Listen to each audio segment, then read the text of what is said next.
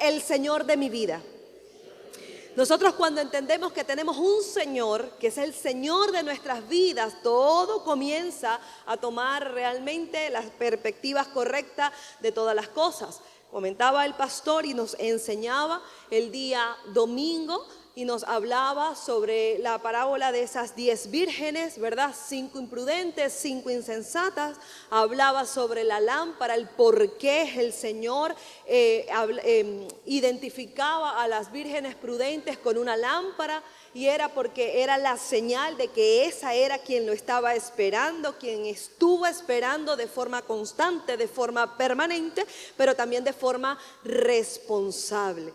También hablaba sobre el aceite, la cual representa pues la unción del Espíritu Santo, la presencia de Dios, lo que nos hace saber que no solamente hablamos del poder de Dios, sino que provocamos la manifestación de nuestro Señor aquí en la tierra, ¿verdad que sí? Y cuando provocamos ese poder de Dios, pues cosas comienzan a ocurrir que son para bendición de su iglesia. Fíjate lo que dice el libro de Salmo, capítulo 119, versículo 105, dice: lámpara es a mis pies tu palabra y lumbrera en mi camino. Es decir, la palabra de Dios es aquello que nos va a iluminar, es aquello que nos va a direccionar. Entonces usted quiere respuesta, usted quiere soluciones, usted quiere que Dios le hable. Bueno, lámpara es a mis pies tu palabra. Para usted dar un paso, usted tiene que tener el camino alumbrado, y ese alumbramiento lo va a dar la palabra de Dios. Además de eso, en el 116 dice: susténtame conforme a tu palabra y viviré, y no quede yo avergonzado de mi esperanza. Es decir, vemos también que la palabra de Dios nos sustenta en todo tiempo y en todo momento, porque la palabra es vida. La palabra de Dios es vida. Y cuando entendemos esto, nos damos cuenta que muchas personas hoy, llámese por desconocimiento, llámese por quererse lucir, porque hay gente que se quiere lucir hablando bobadas que no conoce, repitiendo como un loro, porque a mí me dijeron, porque me dijo, porque aquel dijo, porque una vez, porque yo conocí. Estás hablando cosas que nunca tú mismo te has dedicado a leer. Entonces estás malponiendo lo que Dios ha establecido para que sus hijos se puedan guiar. Entonces, en un momento de tanta tensión que estamos viviendo, creo que todos nosotros deberíamos de tener, ¿verdad?, esa responsabilidad de buscar. Yo quiero saber qué dice Dios, yo quiero saber qué dice el Señor, porque de que nos vamos con Él, nos vamos en el nombre poderoso de Jesús. Amén. Dice entonces, una de las cosas que tenemos que tomar en consideración es que la palabra de Dios y la unción del Espíritu Santo es como un matrimonio. Diga conmigo, es un matrimonio. Eso está casado. No puede una cosa, el Espíritu Santo no puede hablar algo que no esté certificado en la palabra de Dios, ¿ok?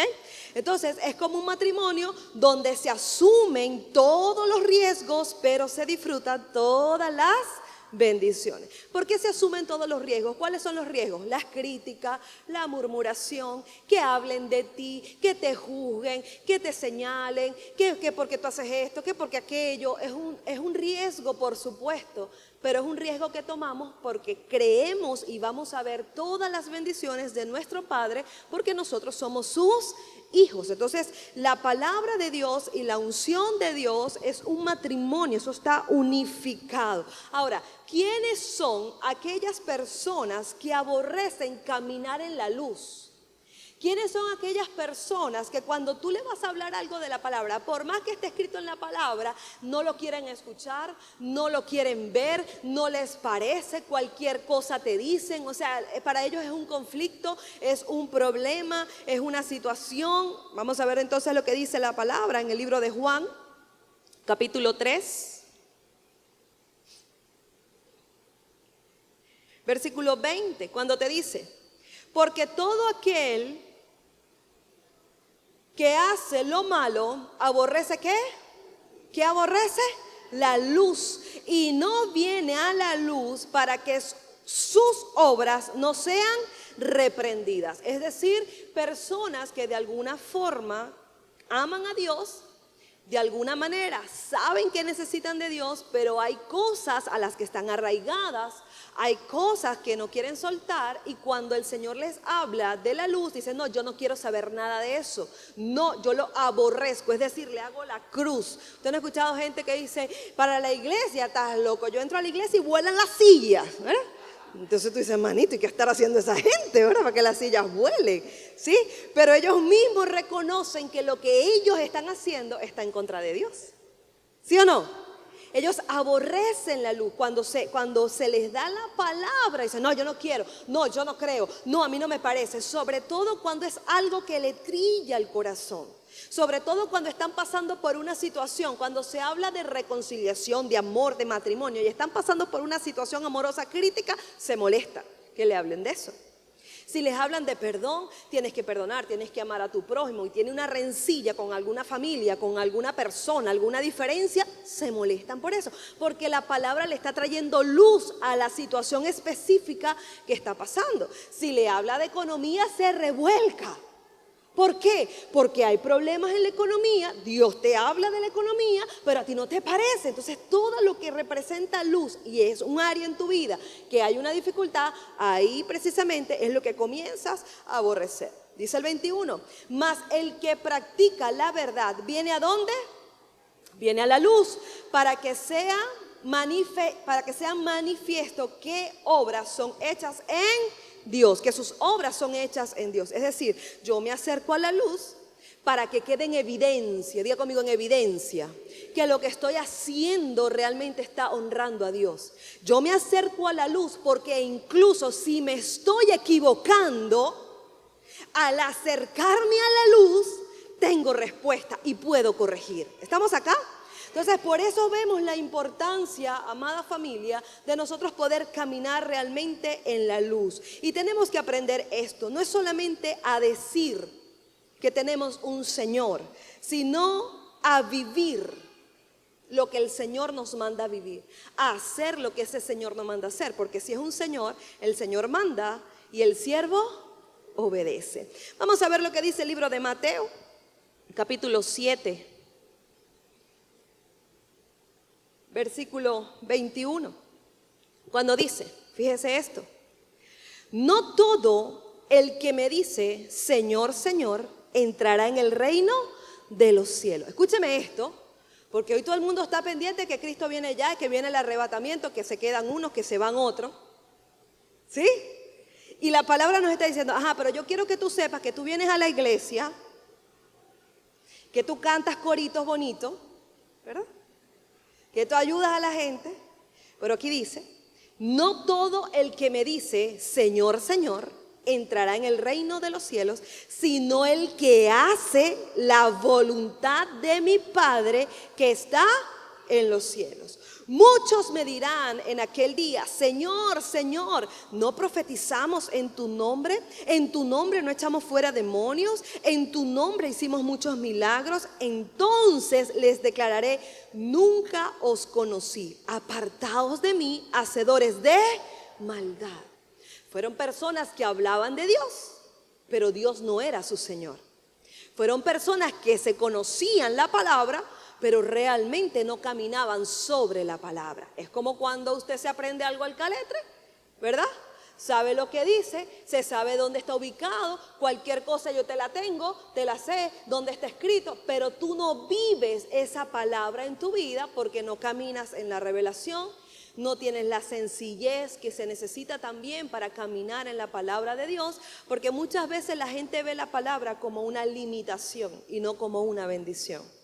Pero ¿qué padre que ama a su hijo o que ama a sus hijos los limita para su mal? Dios no nos limita, Dios nos orienta, Dios nos direcciona, Dios nos da instrucciones, Dios nos capacita y nos prepara realmente para lo que Él quiere entregarnos en esta tierra. Continúa diciendo la palabra. Cualquiera pues que oye, escuche esto, que oye estas palabras, las hace, o sea que las oye y cualquiera que las oye y usted viene a la iglesia y usted oye palabras, ¿sí o no? Pero las hace. las vive, las cumple. Por eso es que a veces la gente le dice, pastora, ¿tú sabes quién está allá? Fulano, pero si tú supieras quién es, yo no necesito saber quién es, Dios debe saber quién es. Amén. Nuestra labor es que ellos oigan, que cada quien oiga y que se proponga hacer lo que su Señor les manda hacer. Dice, el que las oye estas palabras y las hace, le compararé a un hombre como prudente que edificó su casa sobre la roca. ¿Sobre a quién se refiere esta palabra? Que edificó sobre la roca, que es Cristo. ¿Se recuerdan las vírgenes, las prudentes, las insensatas? Aquí nuevamente viene la palabra a hablarnos de prudencia y también nos va a hablar de insensatez, porque dice, pero cualquiera que oye estas palabras y no las hace, le compararé a un hombre que insensato, que edificó su casa sobre la arena. Diga conmigo, prudente, insensato. Una persona prudente es una persona responsable. Es una persona que aprende a decir, ok, yo entiendo que ciertamente me he equivocado a veces, ¿verdad? He estado ahí, tú sabes, entre frío, caliente, no sé, en el medio, en el tibio. Sé que Dios me puede vomitar de su boca, toda esa parte. Pero cuando yo entiendo que yo tengo que edificar mi vida sobre la roca, edificar quiere decir construir, edificar quiere decir avanzar, edificar quiere decir que yo voy a ir poniendo un bloque sobre otro bloque, que yo voy a ir diseñando, que yo voy a ir haciendo realmente un paso a la vez, pero con los oídos puestos en mi Señor y con lo que hago realmente reflejando a mi Señor, todas las cosas cambian. Porque el imprudente es irreverente. El imprudente dice, no, es que ese es mi padre.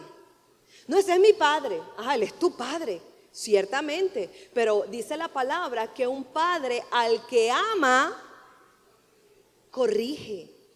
Al que ama, también hay momentos en la vida que te dice, Señor, pero hay correcciones que vienen de parte de un padre. A un padre también se le respeta, a un padre se le honra, a un padre se le busca, a un padre se le visita, a un padre le rindes cuentas, con un padre hablas, ¿sí o no? Él es tu padre, pero también Él es tu Señor. Y esto es algo que hoy nosotros tenemos que aprender, porque el insensato es esa persona que sencillamente se cree merecedor. ¿Sabe? La iglesia tiene que tener cuidado. Yo no sé usted, pero yo, viendo todo lo que está pasando, yo me levanto todos los días, Señor, perdóname si no estoy viendo algo, muéstramelo. O sea, yo entiendo los tiempos que estamos viviendo. Cristo puede venir en cualquier momento, eso es verdad. Nadie sabe el día ni la hora. Y dice la Biblia claramente, el que crea estar firme, mire que no caiga. El que crea estar firme. Porque a veces creemos que tenemos a Dios agarrado por la chiva. Y tenemos que entender que hay cosas que constantemente van a ocurrir a nuestro alrededor y tenemos que tener los ojos abiertos. Dice la palabra, el que edificó sobre la roca, descendió la lluvia, vinieron los ríos, soplaron los vientos, golpearon contra aquella casa y no cayó porque estaba fundada sobre la roca. Yo te pregunto, ¿no han venido vientos fuertes a tu vida? ¿No han venido esos momentos que han golpeado a tu casa, que tú has sentido el dolor en tu vida, en tu matrimonio, en tu familia, momentos difíciles, momentos fuertes? Y sabes, Dios le está hablando a cada miembro de la familia. Bien lo comentaba también y lo decía el pastor el martes, la salvación es individual. Entonces hay mujeres que hoy están luchando por su matrimonio y quiero decirte algo, están luchando solas, porque el hombre mantiene una posición. Como hay hombres que están luchando por su matrimonio y están luchando solos, porque la mujer mantiene una posición. Y es aquí donde se ve la carencia de la presencia del Espíritu Santo. ¿Por qué? Porque el Espíritu Santo unifica. El Espíritu Santo te confronta, te dice, mira, esto no está correcto. esto no está bien, tienes que ceder, tienes que bajar la guardia, o tienes que cambiar aquí, o tienes que levantarte allá. Eso comienza a hablártelo el Señor. Mira, hay pecados que tienes que soltar, hay cosas a las que tienes que renunciar, hay situaciones que realmente ya tienes que ponerle un fin. Personas que están en una doble vida, que ya no les importa si se sabe o si no se sabe. ¿Por qué? Porque no han desarrollado lo que se llama el compromiso con ellos mismos. Cuando tú no tienes un compromiso contigo mismo, tú engañas al que tú ves y al que tú no ves. Bueno, a Dios no se le puede engañar porque Él sabe todas las cosas, ¿verdad? Pero yo me voy a portar bien, Dios, yo me voy a portar bien. Pero al final sigues cometiendo el mismo pecado, el mismo círculo vicioso, la misma situación, que al final lo que te está llevando es a un camino de perdición. Y te está quitando el tiempo para lo que realmente Dios te ha llamado en esta tierra. Y cuando vienen esos golpes fuertes, cuando vienen esas situaciones adversas y nosotros hemos mantenido a nuestra vida, a nuestra familia, todo lo que hemos hecho sobre la roca, dice la palabra que no va a caer. Y no va a caer te hace quitar el miedo. Te hace quitar el miedo. Dice uno, Señor, yo estoy edificando sobre la roca. Venga lo que venga, pase lo que pase, yo estoy sobre la roca. Lo que quiere decir es que mi expectativa, mi esperanza me hace saber que todo obrará para bien. No conozco las cosas, no sé cómo van, pero en mi vida, Señor, todo obrará para bien, porque estoy fundamentada sobre la roca. Y dice, pero cualquiera que oye estas palabras, las oye, pero no las hace, la compararé a un hombre insensato que edificó su casa sobre la arena. Y descendió la lluvia, y vinieron los ríos, y soplaron los vientos, y dieron con ímpetu contra aquella casa, y cayó, y fue grande su ruina. Mire, una de las cosas que quedó en evidencia en el año 2020 fue la dependencia que tenían las personas como una rutina en su vida y no había una comunión genuina con Dios. Le cierran las iglesias, cerraron las iglesias. ¿Y qué pasó? La gente se acostumbró, dejó de orar, dejó de leer la palabra, dejó de tener comunión con la familia en la fe, perdió las disciplinas que se deben de tener, ayuno, ¿verdad? Vigilia, las comenzó a perder. ¿Y qué pasó? El día que aperturaron las iglesias, hasta el sol de hoy, no han vuelto a casa, no han vuelto a ninguna iglesia, no volvieron. ¿Por qué? Porque edificaron su vida sobre lo bonito que les gustaba. Yo voy a la iglesia porque me siento bien, porque siento que estoy cumpliendo con Dios. Yo voy a la iglesia, bueno, porque quiero, tú sabes, todos los domingos hay que estar bien con Dios, pero no hay una comunión, una relación. Realmente no estoy trabajando con mi Padre en su obra, no estoy edificando en su obra. Porque yo te pregunto, tú quieres alcanzar sueños, tú tienes metas y tenemos que continuarlas y avanzarlas hasta que Cristo venga. Pero dentro de ese plan tiene que haber el espacio para tú servirle a Dios. Y hoy vemos cómo cualquier cosa enfría a la gente. Como cualquier cosa, ay no, ya no quiero ir a la iglesia, ay no, ya no quiero esto, ay no, ya no quiero lo otro. Comienzan las personas a perder el interés por la obra de su Padre. Yo te pregunto entonces, bueno, si ya tú crees que ya no puedes hacer nada por el Padre aquí en la tierra, que estamos con Él para hacer luz en medio de tanta oscuridad, entonces es preocupante. Porque el Señor puede decir, bueno, hijo, si ya no quieres hacer nada, vámonos. ¿Sí o no? ¿Vámonos? Porque tú estás aquí con un propósito. Y ese propósito es que la gente pueda conocer de tu Salvador. Amén. Que la gente pueda conocer que realmente hay vida después de la muerte. Que cuando la gente parta de este mundo, no parte a una muerte eterna, sino a una vida eterna. Ahora Jesús constantemente también nos enseña que Él es el buen pastor. ¿Quién es Jesús? El buen pastor. Y dice la palabra, el buen pastor la vida da por sus ovejas. ¿Dio el Señor la vida por ti? ¿Sí o no? Sí la dio. Él dio la vida por sus ovejas. Ahora, aquí cabe destacar si realmente eres una oveja, porque la oveja escucha la voz de su pastor. lo que enseña Jesús, lo que habla Jesús, todas las cosas como Él las viene encaminando. Por eso es que le servimos. Jesús nos enseñó, yo no vine a ser servido, yo vine a servir. El Señor constantemente nos enseña en su palabra lo que tenemos que hacer, cómo tenemos que fundamentar nuestras vidas, cómo tenemos que fundamentar a nuestra familia.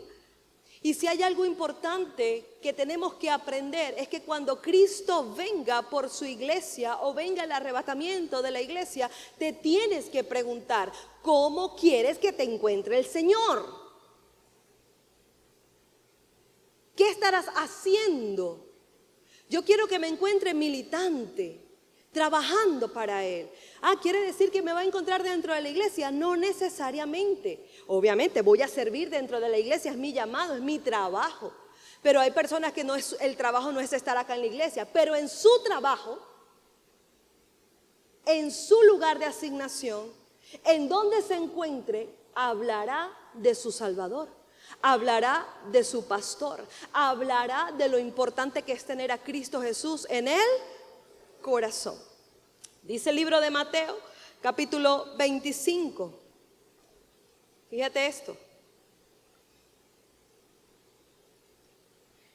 Versículo 31 dice, cuando el Hijo del Hombre venga en su gloria, esto es después de hablar de las vírgenes, posteriormente viene este versículo, dice, cuando el Hijo del Hombre venga en su gloria y todos los santos ángeles con él, entonces se sentará en su trono de gloria. Y serán reunidas delante de él todas las naciones. ¿Quiénes van a ser reunidas? Todas las naciones. Ahí vamos a estar nosotros.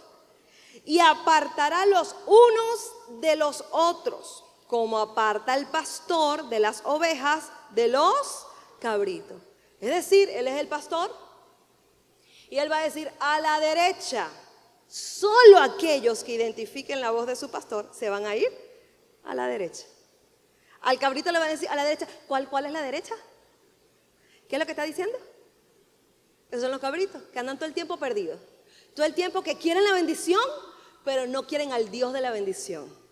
Quieren lo bueno, pero le gusta estar también entre Guatire y Guarín. Dice el 33, y pondrá, escuche esto, pondrá las ovejas a su derecha y a los cabritos a su izquierda. Entonces el rey dirá a los de su derecha, venid, benditos de mi Padre, heredad el reino preparado para vosotros desde la fundación del mundo. Es decir, lo que Él prometió para nosotros, lo que Él está preparando en este momento para nosotros. Porque tuve hambre y me diste de comer, tuve sed y me diste de beber, fui forastero y me recogiste. Mire, me pasó algo súper especial cuando estaba meditando en esta palabra. Obviamente, por los años que tengo sirviéndole al Señor, cuando he predicado muchas veces específicamente de esta palabra, direccionada hacia ayudar al necesitado. En todas las campañas que hacemos de la fundación, a todo hablamos de lo importante que es ayudar al necesitado. Pero cuando estuve meditando y en el contexto y la forma como la Biblia lo describe, algo llamó mi atención. Porque fíjate que está hablando de salvación. Está hablando sobre los que escuchan la voz del pastor. Está hablando sobre lo que es la prudencia y la imprudencia, sobre lo importante que es caminar sobre la palabra y mantener el aceite, que es lo que nos propicia que la palabra constantemente esté fluyendo en nuestras vidas. E inmediatamente viene este versículo, tuve hambre y me diste de comer, tuve sed y me diste de beber, fui forastero, es decir, no eras del lugar, y me recogiste, estuve desnudo y me cubriste, enfermo y me vestiste, en la cárcel y viniste por mí. Entonces los justos responderán, Señor, ¿cuándo te di? ¿Cuándo te vimos hambriento y te sustentamos, o sedientos y te dimos de beber? ¿Cuándo te vimos forastero y te recogimos, o desnudo y te cubrimos? ¿O cuándo te vimos enfermo o en la cárcel y te vimos a ti y vinimos a ti? Y respondiendo el rey les dijo, de cierto os digo que en cuanto lo hiciste a uno de estos mis hermanos más pequeños, a mí lo hiciste. Y yo digo, mira esto. Diga conmigo, comer. Diga conmigo, beber. Las personas, y te lo digo con compromiso y te lo digo con responsabilidad, por ser la fundadora y directora de una fundación que ha dado alimento por más de 9 años en esta ciudad y hemos recorrido muchos espacios de esta ciudad. Te lo digo con responsabilidad, las personas sienten en su corazón una alegría inmensa cuando forman parte de los equipos que trabajamos para entregar bendición, ya sea de comida, ya sea de ropa, ya sea de cualquier cosa material a las personas. Y eso es una alegría, como una llenura que se siente, que es muy hermosa, la he experimentado. Pero llega un momento, cuando estoy leyendo esta palabra, que el Señor también me lleva a Juan, capítulo 6, versículo 27. Inmediatamente comienzo a ver, Señor, Juan capítulo 6. Versículo 27, ¿qué me dice esta palabra? Me dice, Jesús les dijo, yo soy el pan de vida. El que viene a mí nunca tendrá hambre y el que en mí cree no tendrá sed jamás. Está hablando de hambre y está hablando de sed. Y te está hablando de algo que no vas a tener jamás, diga conmigo, de tiempo. Porque cuando tú das algo materialmente, lo material se acaba. Tú le das a alguien un alimento y por supuesto eso es algo muy lindo, muy bonito, lo tenemos que practicar, forma parte de nuestra esencia como cristianos. Pero usted se lo dio, se lo comió y se acabó. Mañana va a volver a tener hambre. Al día siguiente, si usted no está allí, volverá a tener hambre. Pero ¿qué pasa cuando tú comienzas a repartir el pan de vida? ¿Qué pasa cuando la persona comienza a alimentarse realmente de Jesús? Dice que no tendrá hambre jamás, no tendrá sed jamás. Y cuando yo leía forastero, porque no eres del sitio, claro, no pertenecen al reino de la luz, pertenecen al reino de las tinieblas, estaban forasteros. Pero cuando alguien les predica, ellos pasan de las tinieblas a la luz. Ya no son de afuera, son de adentro. Y cuando me dice, estuviste desnudo, ¿sabe qué pasa con una persona cuando recibe a Cristo Jesús? Hay unas vestiduras que son apartadas para ellos. Por eso es que habla de esa vestidura que nos colocamos, donde sabemos que vamos a ser atacados, pero tenemos una fortaleza en nuestra vida. Tenemos un casco para cubrir nuestra cabeza. Tenemos un escudo para repeler los dardos del diablo. Tenemos una vestidura que nos cubre completamente. Ya no estamos desnudos, estamos cubiertos por la vestidura que nos ha dado nuestro Señor Jesucristo. Cuando nos habla de enfermo, dice la palabra que la misma palabra es medicina para nuestros huesos.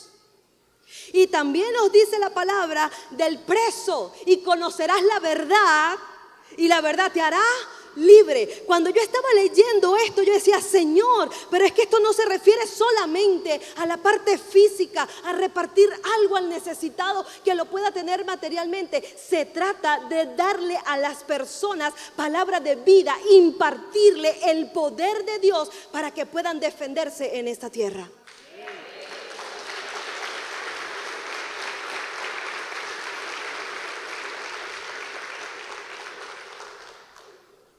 Por eso es que desde hace mucho tiempo vemos personas que llegan a la fundación y forman parte de los que reciben. Pero al poco tiempo esas mismas personas se ponen del otro lado y dicen, yo quiero servir y yo quiero dar. Porque se les imparte la palabra de vida, la palabra de salvación. En un momento comenzamos a ver que los que estaban al principio ya no continuaban allí y llegamos a preocuparnos. Ay, ¿por qué no están los mismos? Hasta que el Señor nos dijo, no, es que no pueden estar los mismos. Porque si estarían los mismos, están en una condición de esclavitud. Y ellos cuando van allá, no van a una condición de esclavitud, van para ver la mano de Dios. Pero después de ver la mano de Dios, se levantan y van a hacer lo que hicieron por ellos una vez. Dan de gracia lo que de gracia han recibido. Entendimiento de lo que estamos haciendo. Dejar los sentimentalismos y las cosas que nos quieren hacer sentir como héroes. No hay un héroe mayor que Jesús. Y cuando nosotros entendemos que no hay un héroe mayor que Jesús, tenemos que decir, mire, de todo lo que yo puedo hacer, yo tengo que repartir ese pan de vida. Yo le tengo que hablar al necesitado, pero le tengo que hablar que realmente hay una solución. Pero, diga conmigo, pero, ¿cómo un desnutrido puede hablar de dar pan? ¿Cómo así, pastora? Sí. Gente desnutrida en la palabra. Gente que solo come un poquito el miércoles y solo come un poquito el domingo. Y ya. Diga desnutrido. No come suficiente proteína, ni grasas, ni carbohidratos que se necesitan para sostener una vida espiritual. Para sostener realmente con fuerza cuando vengan las situaciones adversas, las cosas difíciles, cuando empecemos a escuchar y cuando empecemos a ver. Si hay desnutrición, si hay enanos espirituales, ¿sabe lo que significa un enano espiritual? Una persona que no tiene consistencia. Y es por eso que hoy está Dios llamando a su iglesia. Estamos viendo lo que está pasando en otro lugar, que es el reloj profético de Dios. El Señor está llamando a su iglesia. ¿A qué me estás llamando, Señor? A pasar más tiempo en la palabra. Jóvenes, a pasar más tiempo en la palabra. Tienes todo el tiempo necesario para hacerlo. No tienes a nadie que mantener. Hombres, mujeres, que amamos a nuestra familia, que queremos a nuestra familia, somos los que estamos diseñados para dar de este pan. Que cuando la mujer esté caída, el hombre tenga la palabra. Que cuando sea el hombre, la mujer tenga la palabra. El vecino, el amigo, pero ¿cuál palabra? La palabra de vida. La que nos hace y la que nos da esperanza que el mundo no nos puede dar. No nos puede dar. Y cuando el Señor venga por su iglesia, nos va a decir, tuve hambre y me diste de comer. Cuando lo hiciste por aquel que iba por el mundo, estaba perdido, no sabía qué hacer, no sabía qué hacer con su vida. Y viniste al rescate de él. Y le hablaste, y le dijiste, y lo levantaste, y le pudiste nutrir su espíritu a través de la palabra. Y nunca más tuvo hambre ni tuvo sed, porque donde quiera que se paraba, siempre recordaría, si el Señor Jesús habita en mi corazón y Él es mi pastor, nada me faltará. Aunque ande en valle de sombra y de muerte, no temerá mi corazón, porque su vara y su cayado me infundirán aliento. ¿Cómo es esto? Cuando tú estés en un momento de pelea con Dios, en un momento donde tú digas, pero bueno, Señor, no entiendo, ¿qué pasa? Y el Señor te va a decir, yo no te vine a hablar, ni te voy a direccionar con lo que tú quieres escuchar. Yo te voy a hablar lo que tú necesitas escuchar. ¿Por qué? Porque es un padre y es tu pastor. Y tu pastor sabe exactamente lo que hoy tú estás necesitando. Dejemos de hacerle resistencia al Espíritu de Dios. Y comencemos realmente a ponernos en el lado correcto de la historia. Comenzar a decirle, Señor, heme aquí. ¿Cómo le vamos a decir? Heme aquí. Cuando el Señor nos manda ir y hacer discípulos de Jesús, a enseñarlos, a instruirlos, a caminar con Él. ¿Hay una demanda de tiempo? Por supuesto. Pero dentro de tu agenda tiene que estar Jesús. Tiene que estar tu Salvador. Tiene que estar tu Señor. Porque cuando Él venga, no nos va a encontrar como los cabritos. Nos va a encontrar como a sus ovejas. Y las ovejas escuchan la voz de su pastor.